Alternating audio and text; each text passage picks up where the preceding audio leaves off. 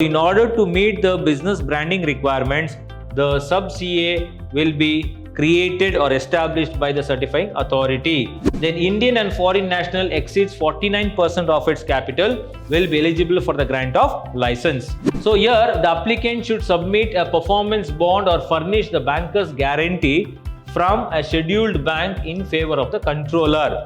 So which are the documents has to be submitted along with the application for getting a license of certifying authority?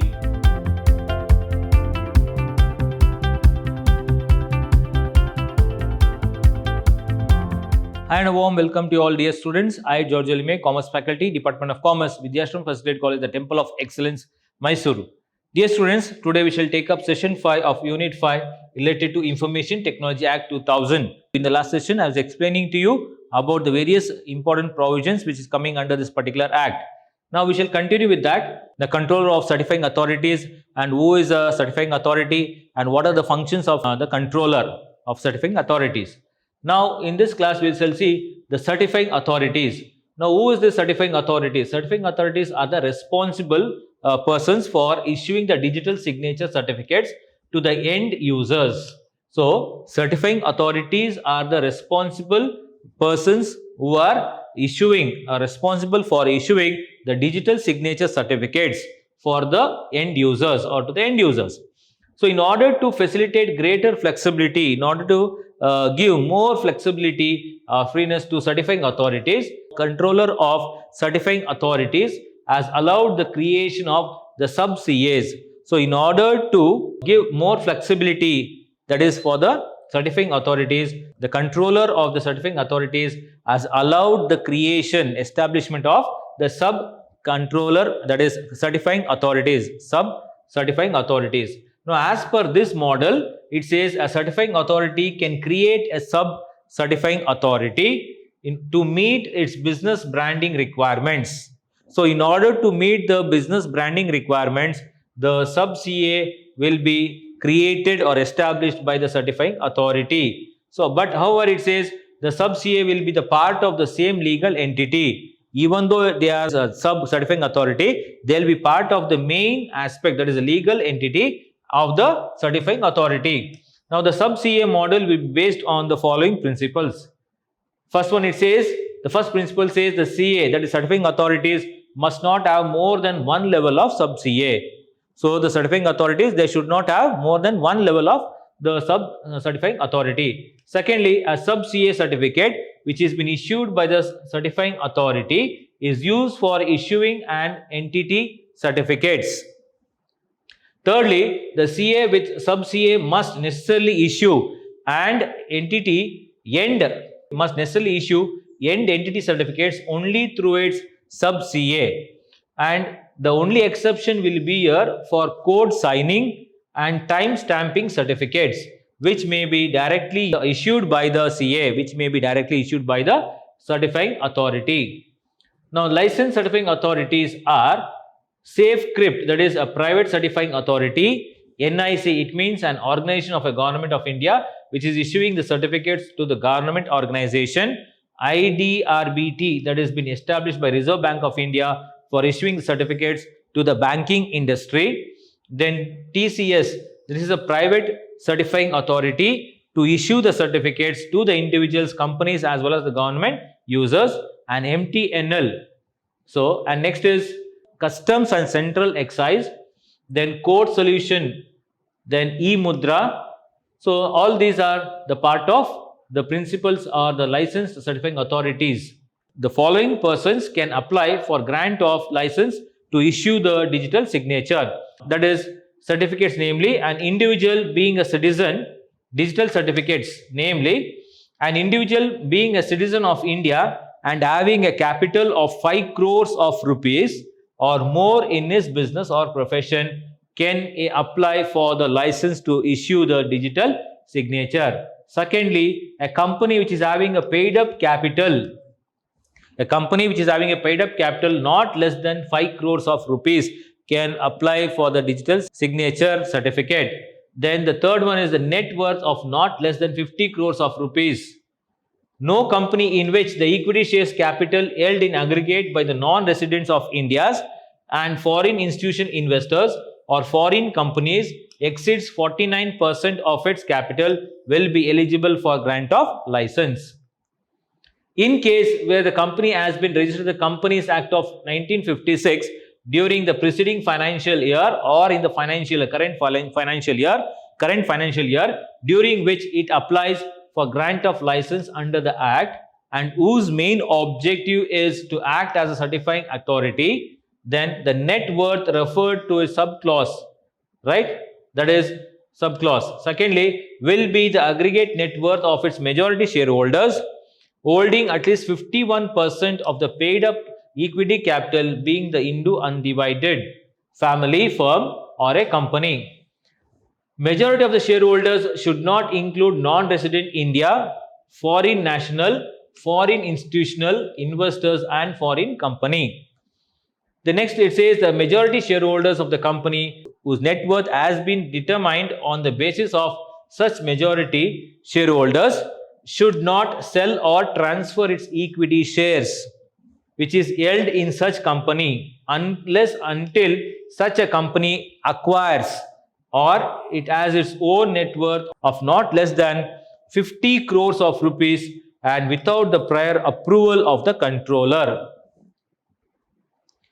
And a firm having a capital subscribed by all partners of not less than 5 crores of rupees and the net worth of not less than 50 crores of rupees, no firm in which the capital held in aggregate by a non-resident, then Indian and foreign national exceeds 49% of its capital will be eligible for the grant of license. And in case if the firm has been registered under the Indian Partnership Act of 1932 during the preceding financial year or in the financial year during which it applies for the grant of license under the Act where it says whose main objective is to act as a certifying authority, the net worth referred in subclause. Second is should be aggregate net worth of all its partners. Then the partners should not include non-residents and foreign national. The partners of the firm whose net worth has been determined on the basis of such partners should not sell or transfer its capital held in such firms unless such firm has acquired or its own net worth of not less than 50 crores of rupees and without prior approval of the controller.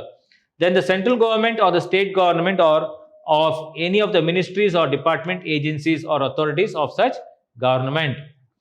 Next is related to the submission of the performance bond. So here the applicant should submit a performance bond or furnish the banker's guarantee from a scheduled bank in favor of the controller in such form and in such manner as may be approved by the controller for any amount of not less than 5 crore of rupees, right? And the performance bank or the banker's guarantee will remain valid for a period of 6 years from the date of its submission.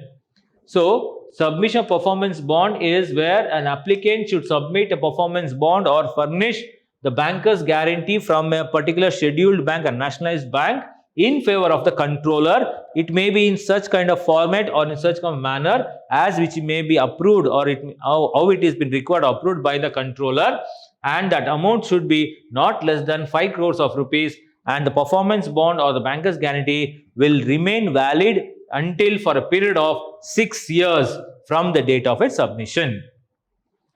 Next is submission of application.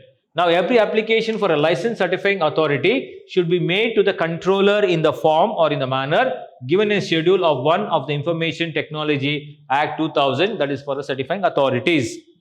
And Rule 10 of Information Technology Act, that is certifying authority rules, prescribes the following documents to be submitted along with the application. So, which are the documents as to be submitted along with the application for getting a license of certifying authority? First thing is the first document, a certification practice statement.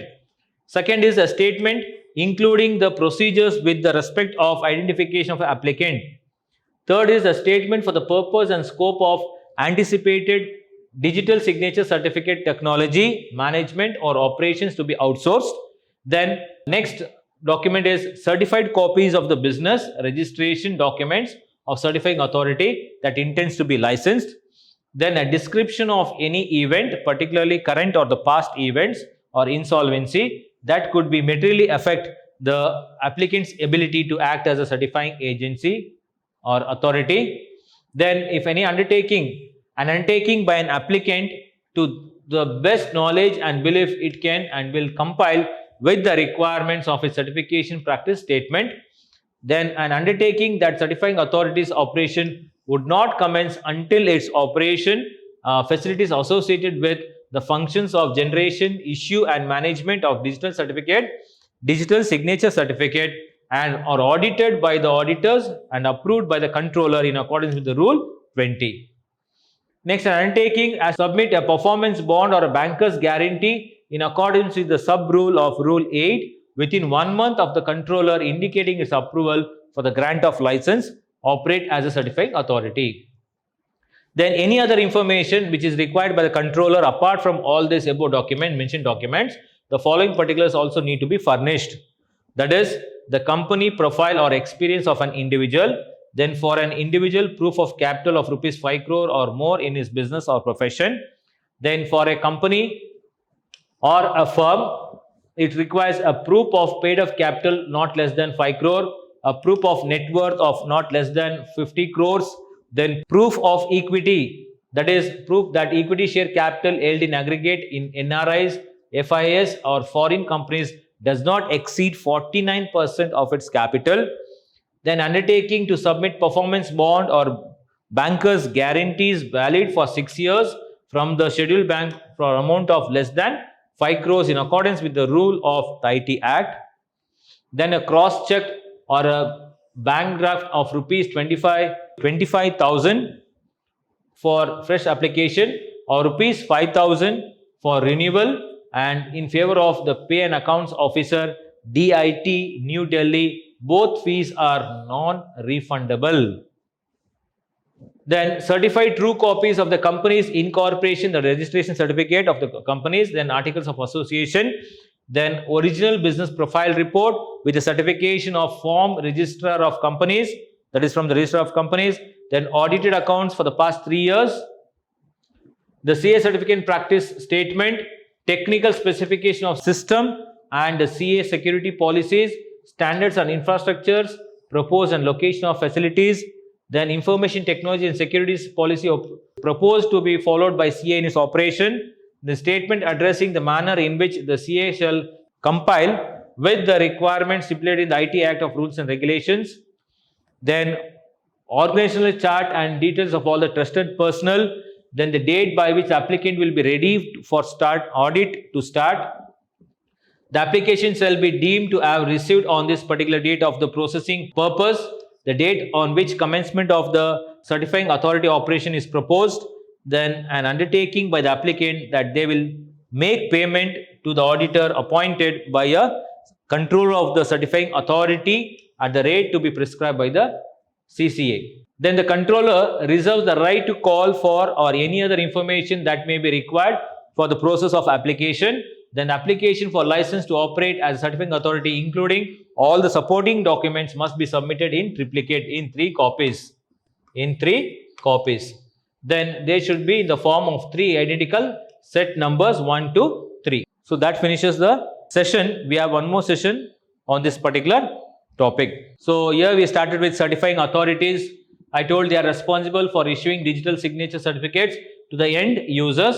So in order to facilitate greater flexibility, freeness to certifying authorities, the CCA has allowed the sub-creation of the sub-CAs, and as per this model of certifying authority, they can create a sub-CA in order to meet its business branding requirements, and there are some principles which has to be followed while making the sub-CAs. The CA must not have more than 1 level of sub-CA. Then the sub-CA certificate issued by the CA is used for issuing an entity certificates. Then the CA with sub-CA must necessarily issue end entity certificates only through the sub-CA. The only exception will be for code signing and time stamping certificates, which may directly be used by the CA.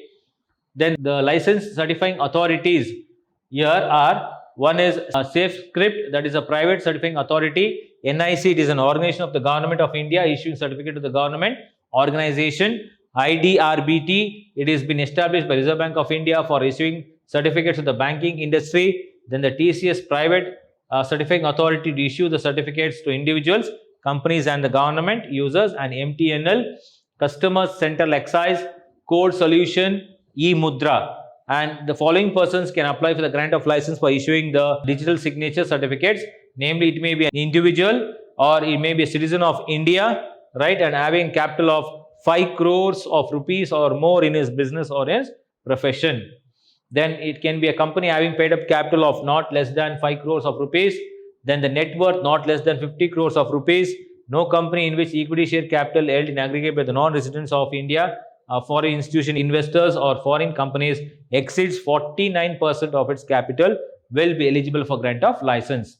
And in case where the company has been registered in Companies Act of 1956 during the preceding financial year or in the financial year during which it applies for the grant of license under the act and whose main object is to act as certifying authority, then the net worth referred here in the subclause where it says will be the aggregate net worth of its majority shareholders holding at least 51% of the paid up capital and being the Hindu undivided family, firm or a company. The majority shareholders should not include non-residents of India, foreign national, foreign institutional investors and the foreign company.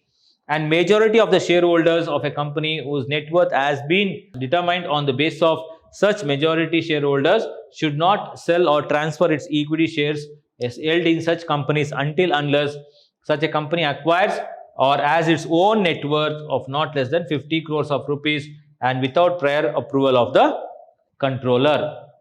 Then a firm having capital subscribed by all the partners or not less than 5 crores of rupees, then net worth of not less than 50 crores of rupees, no firm in which the capital held in aggregate by non-residents, non-Indian foreign national exceeds 49% of its capital will be eligible for grant of license. Now, in case the firm has been registered under the Indian Partnership Act of 1930 during preceding year or financial previous year or in the current year, financial year, during which it applies for the grant of license under the Act. Central government or state government or any other ministries or the departments, agencies, authorities of such governments, then submission of performance bond. So here the applicant should submit a performance bond or furnish the banker's guarantee from a scheduled bank in favor of the controller in such form or in such manner may be which is approved by the controller for any amount of not less than 5 crores of rupees, and the performance bond or banker's guarantees will remain valid for a period of 6 years from the date of its submission. Then submission of application. So every application for a license certifying authority should be made to the controller in the form given in the Schedule 1 of the Information Act 2000, Technology Act 2000. And here they say that these are the important application documents should be submitted along with the application. A certification practice statement, a statement including the procedures with respect to identification of the applicant, then a statement of purpose and scope of anticipated digital signature certificate technology management or operations to be outsourced, certified copies of the business registration document certifying authority that intends to be licensed, then description of any event. So like this, there are so many things where they need to submit along with the main application, the documents for getting the license of the certifying authority. So students, this is the end of this particular session. So we have one more session, the last session, where we will be completing this particular chapter or the unit. So see you in the next session, that is under session 6. So session 6 we will be finishing this particular unit. So please go through this.